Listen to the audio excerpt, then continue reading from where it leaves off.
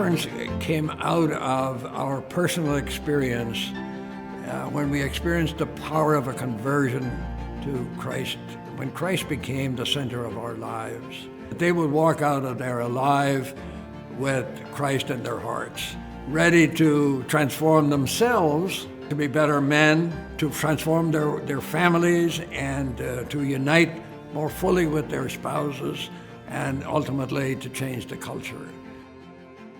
At the Catholic Men's Conference, we have Eucharistic adoration.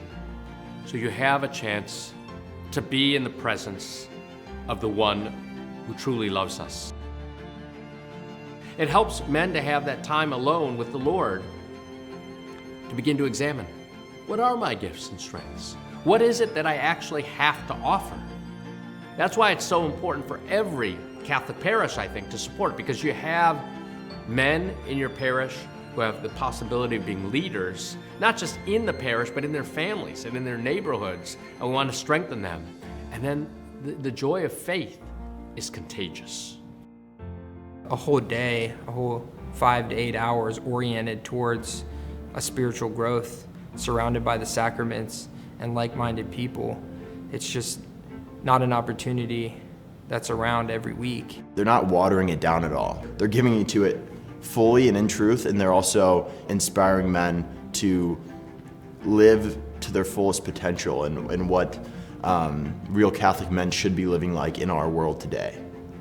It's so important to invite men to this conference because so often we get busy with our lives, our careers, family, or their dating, or whatever it may be, and the sacraments can become backseat thought. And what I've seen, the stories that I've seen, is that some of the men that I've invited have been reminded, perhaps even quickened, about the importance of the Eucharist and confession and how transformative that can be.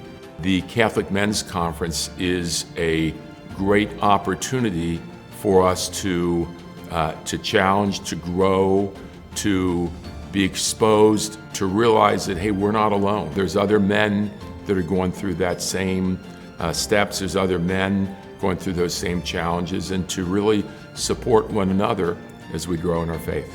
The Catholic Men's Conference gets the men fired up, and it gives a type of a synergy. First to that one family, but the church speaks about the family being the domestic church.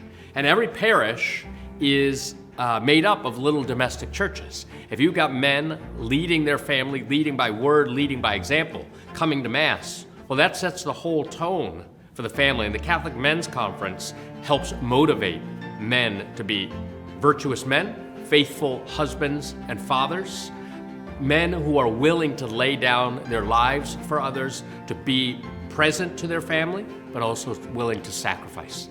At the end of the Gospel of Matthew, the last words that Christ says to disciples is, go out and make disciples of all men and all people, and baptize all people in the name of the Father and the Son and the Holy Spirit. And those are very weighty and very empowering words, and those are things that we can't do by ourselves.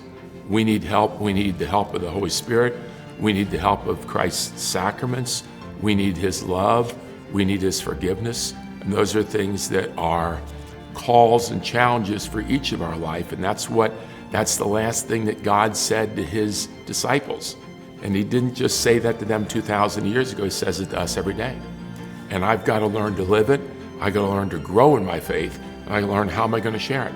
And so that's really what it is it's a vehicle for me to become intentional, to become purposeful, to grow in my personal faith, and to grow in my willingness to share that faith and be willing to evangelize others for Christ.